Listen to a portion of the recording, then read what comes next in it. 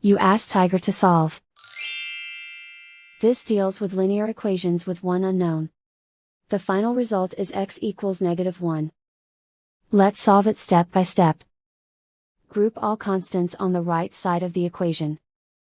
Subtract 2 from both sides.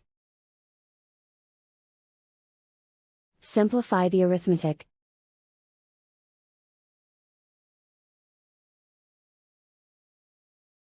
Isolate the x. Divide both sides by -7. Cancel out the negatives. Simplify the fraction. Move the negative sign from the denominator to the numerator.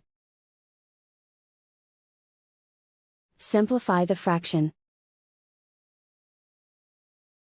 And so the final result is x equals -1.